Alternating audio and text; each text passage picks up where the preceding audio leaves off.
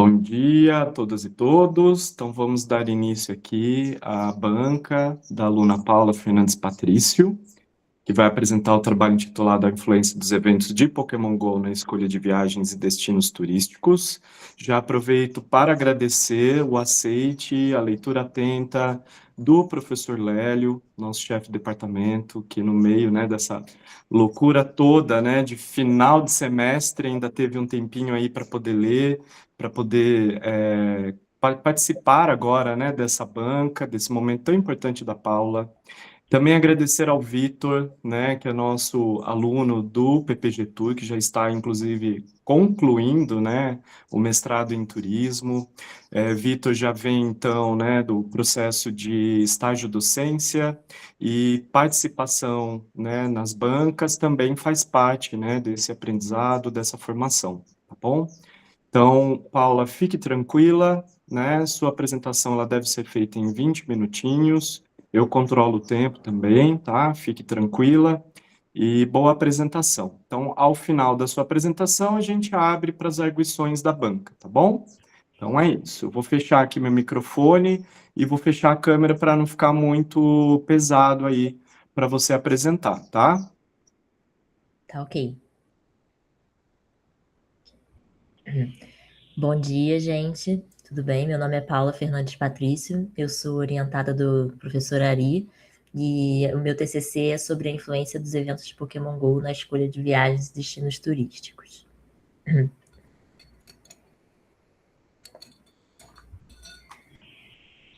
Bom, esse trabalho ele foi dividido em 3 partes, né? A primeira foi uma revisão teórica, que eu falei principalmente sobre lazer, ludicidade e gamificação.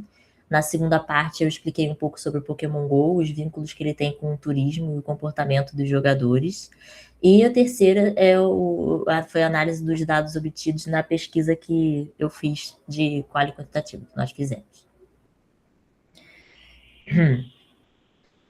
Bom, o lazer e o turismo, eles estão intimamente interligados, né?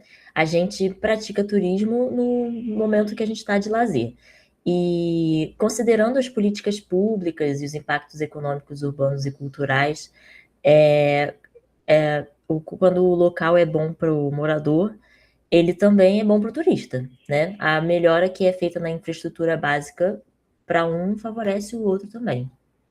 Né? O turista ele busca uma experiência completa e não só se deslocar. Considerando ludicidade e gamificação, então,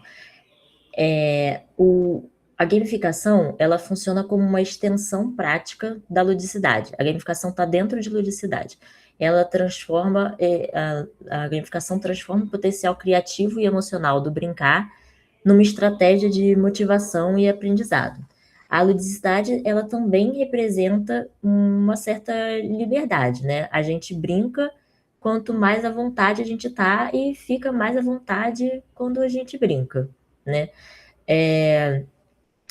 No turismo, essa estratégia de usar a gamificação, ela está sendo muito utilizada já, porque ela incentiva a exploração dos espaços e o aprendizado sobre a cultura local e fortalece a experiência turística. Agora eu vou falar um pouquinho sobre o jogo. Bom, o Pokémon, ele foi criado em 1996, em fevereiro de 1996. Ele começou como um jogo de Game Boy no Japão, né? Em 98 ele já era um fenômeno mundial. Ele alcançou o mundo inteiro, foi chamado de febre Pokémon. Ele tinha mídias, diversas mídias, jogo, carta TCG, tinha filme, tinha série animada. E o Pokémon GO, ele foi criado em 2016, em junho de 2016 no mundo, e chegou no Brasil em agosto de 2016. Esse GIF aqui, ele mostra o legal do Pokémon GO, né? Ele une o real com o virtual. Isso que vocês estão vendo é a realidade aumentada. O tabuleiro do jogo é o próprio mundo. Isso que é o cerne do jogo, né? Ele é um jogo interativo que tem a praticidade do celular, porque tanto pela portabilidade dele, quanto pela facilidade mesmo, de ele estar sempre à mão, no telefone está sempre à mão, o seu jogo está sempre à mão. Então, é transformar esse apelo, que antes era virtual, em também um apelo no mundo físico, né? Isso é uma experiência completa, uma experiência completa. Vou falar um pouquinho sobre os eventos, porque quando a gente fala sobre Pokémon, as pessoas pensam em capturar bichinhos, né? Capturar os monstrinhos. E claro, essa é sim a parte principal. Mas hoje em dia, os eventos de Pokémon GO, eles são também a parte principal, porque existem muitos tipos de eventos. Eventos grandes, eventos pequenos, e eventos do dia a dia, e eventos semanais e os eventos maiores, né? Mais exclusivos, assim dizer. E todos esses eventos, eles fazem com que as pessoas se mantenham engajadas, né? No caso, essa imagem é de um Pikachu que teve num evento muito exclusivo da Índia, que é meu. Eu peguei, eu tava na Índia. E assim, é extremamente raro e mostra como as pessoas dão valor a esse tipo de coisa. A essa. Eu esqueci a palavra, desculpa. Bom, os treinadores eles se deslocam para frequentar os eventos perto do dia a dia e longe ocasionalmente, mostrando que eles engajam o jogo no dia a dia social deles, né? Diversos trabalhos hoje em dia citam a vantagem do Pokémon GO em diversas áreas. Eu falo isso porque no início, quando eu comecei o trabalho, não tinha muito literatura sobre Pokémon. Só que agora, que já passaram alguns anos, você vê muita literatura, e muita literatura mesmo fora do turismo, falando principalmente sobre essa sociabilidade e como isso traz benefícios do Pokémon GO com diversas outras áreas.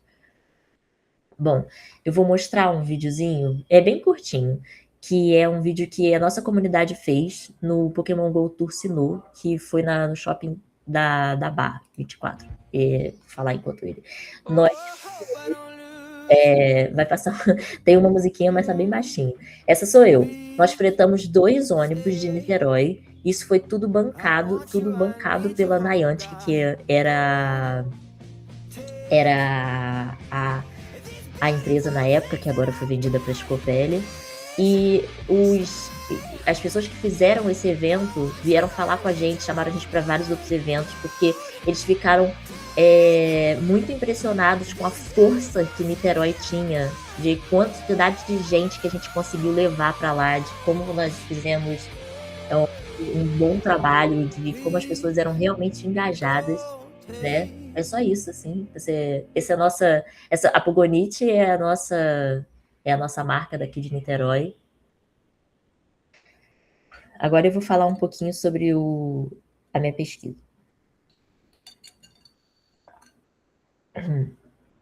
Bom, o objetivo da pesquisa que foi feita era descobrir se os jogadores são motivados a conhecer os pontos turísticos dentro e fora da cidade por causa do jogo. Então, a gente realizou um questionário online, ele ficou disponível de junho a dezembro de 2022, né? Foi divulgado em grupos de WhatsApp, Facebook e Telegram brasileiros, né? Inicialmente eu enviei para 17 dos meus grupos, mas eu pedi para que as pessoas do grupo enviassem para outros grupos para aumentar o N e diversificar um pouquinho a pesquisa, né? E, bom, 368 pessoas foi uma quantidade razoável. E apesar de serem 368 pessoas, 3 pessoas foram excluídas, porque a primeira pergunta era uma pergunta filtro, perguntando se a pessoa tinha jogado por pelo menos 5 meses, e quem respondeu não, essa pergunta foi excluído. Então, o N utilizado para fazer as respostas foi o de 365 questionários válidos. Vou falar um pouquinho da discussão. Sobre o perfil dos respondentes, foi predominantemente masculino. A faixa etária majoritária foi de 25 a 35 anos. O local de residência foi principalmente o Rio de Janeiro, seguido de São Paulo, sendo que dentre esse principal do estado do Rio de Janeiro, a maioria vinha de Niterói. Isso é comum, né, considerando que inicialmente eu comecei a pesquisa pelos meus grupos, eu sou de Niterói, apesar de a gente ter divulgado bastante. O estado civil predominante foi o de solteiros, e o interessante foi que a escolaridade deu bastante elevada, com a maioria sendo superior completo, mas a grande maioria também cursando, cursando também a faculdade, ou estando na faculdade, né, para pós, etc.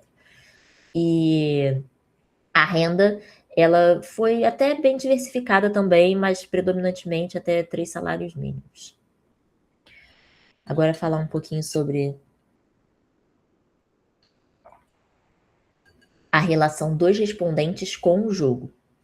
Bom, a grande maioria disparada, disse que joga diariamente, mostrando assim que o jogo tá frequente, tá engajado, né? A pessoa que tá ali, que ela tá jogando, ela tá no jogo todos os dias.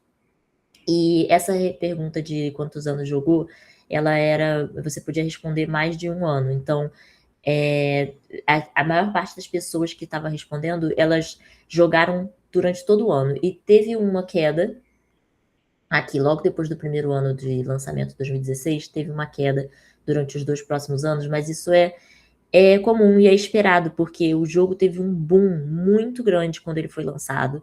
Então é comum que essa queda de hype aconteça logo depois que ele... Mas mesmo assim, mesmo com a quantidade de gente que jogava quando eu fiz a pesquisa em 2022, ela ainda era mais alta do que a quantidade de pessoas que começou a jogar em 2016.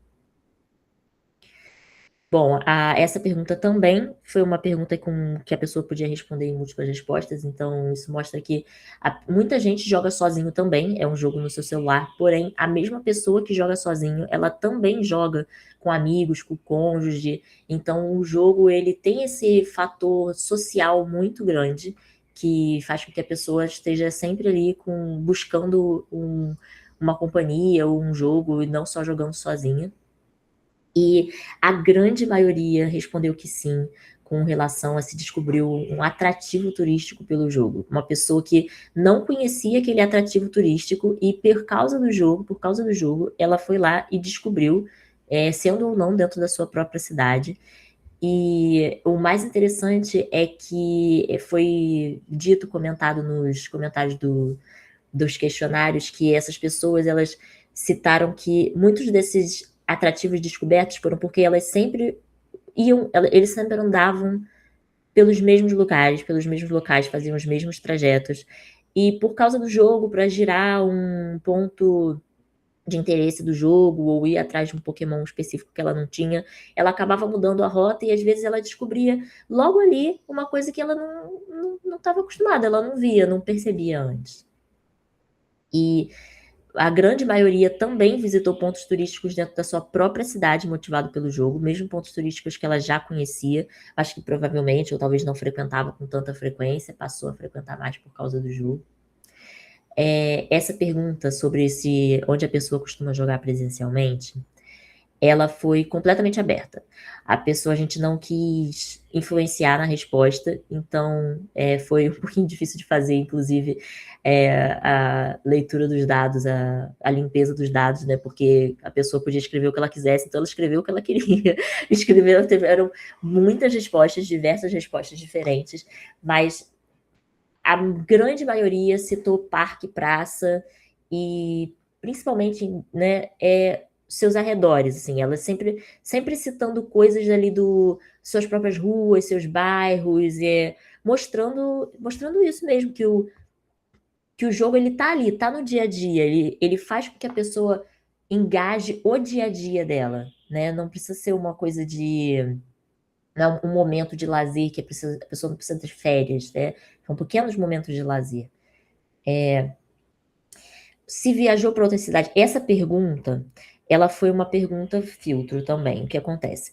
ela não teve maioria com resposta sim, mas o N de 99 pessoas ainda é um N muito expressivo, e essa viajou para outras cidades, estados e países por conta do jogo. A partir de agora, todas as outras perguntas do questionário foram baseadas nesse 99 pessoas e não mais no N maior de todas os respondentes. Então, com relação a essas 99 pessoas que viajaram para outros estados e países do jogo, quais locais mais marcaram elas? Essa pergunta também foi uma pergunta completamente aberta, que deixou livre as pessoas responderem o que viesse à cabeça delas por escrito, né? E é interessante porque tivemos menções internacionais do Japão, Paris, Itália, e essas pessoas, elas comentaram desses lugares que marcaram bastante elas, porque elas foram lá para o GoFest. O GoFest, ele é um evento, desses eventos de Pokémon GO que são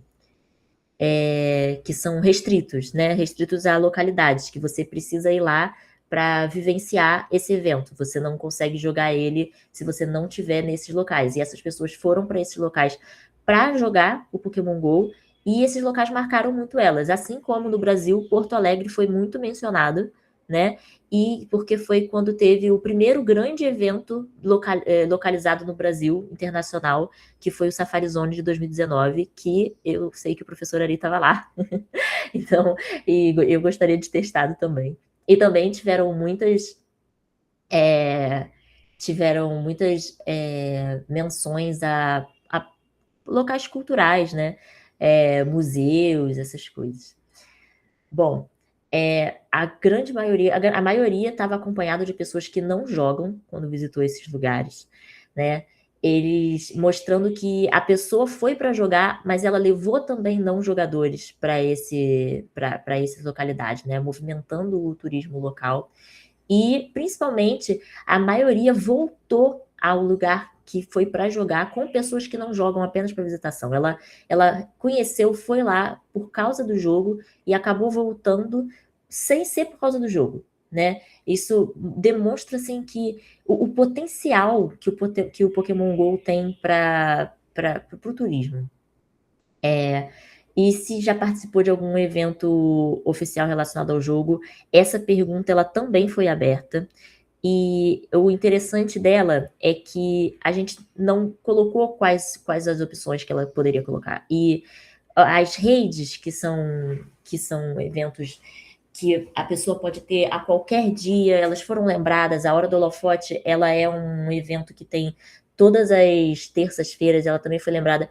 Mas o que ficou na lembrança da grande maioria foi o GoFest, o Dia da Comunidade, o Dia da Comunidade é um evento que tem todo mês, que você se reúne com, geralmente, a sua própria comunidade, que é um engajamento ali na sua própria comunidade. Então, assim, você vê que esses pontos principais de engajamento são os que fizeram realmente as pessoas lembrarem que ficou marcado na memória. E as pessoas que viajaram para as pessoas que viajaram para jogar, elas utilizaram os meios de hospedagem e os equipamentos turísticos, movimentando assim o turismo local, né? Bom,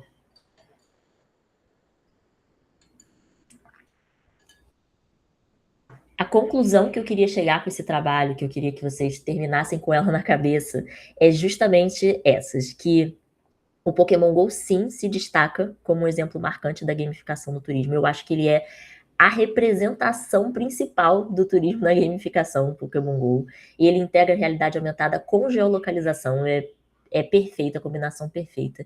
O jogo, ele reforça a relação entre lazer e espaço urbano, transformando parque, praça, ponto turístico em local de circulação ativa e dando novos significados aos mesmos locais que as pessoas já passavam todos os dias. Os jogadores, eles mostraram que eles tendem sim a revisitar os locais descobertos durante o jogo, mesmo em situações não relacionadas ao jogo, fortalecendo o turismo e a cultura local constantemente. O Pokémon GO, ele opera como prática cultural contemporânea, conectando lazer, mobilidade e vivência na cidade. E por fim, mas não menos importante, nem um pouco menos importante, eu queria frisar que os jogos digitais eles configuram uma forma legítima de lazer, porque pode ser que aqui nós não tenhamos assim ninguém que precise ser lembrado disso, mas o Pokémon Go e todos os jogos no geral eles sofrem com preconceito e as pessoas às vezes não veem o benefício, que acham que a pessoa está só ali no celular, não tá fazendo nada, não tá à toa e assim o potencial que tem o benefício cognitivo, social e emocional é muito, muito grande. Então, era só isso. Obrigada, gente. Eu queria agradecer a todo mundo, eu queria agradecer a banca, eu queria agradecer muito a Ari, queria agradecer meus pais, eu queria agradecer meu marido, eu queria agradecer a Lia, que realmente veio assistir. Muito obrigada. E essa é uma fotinho nossa no City Safari de São Paulo. Assim, isso aqui não é nem metade do povo de Niterói que estava lá, né? Que foi agora em dezembro do ano passado. Mas a gente pegou, cada um foi do seu jeito, não foi. A gente não fretou ônibus, mas assim, a gente só falou, a gente vai, marca lá, e e foi avião, e foi cada um usando dos seus meios, e é isso, assim. Bom, é isso, gente. Acabou. Obrigado, Paula. Parabéns pela apresentação. Agora eu vou parar a gravação para a gente depois continuar com a deliberação da banca, tá bom? Toma uma aguinha, fique tranquila.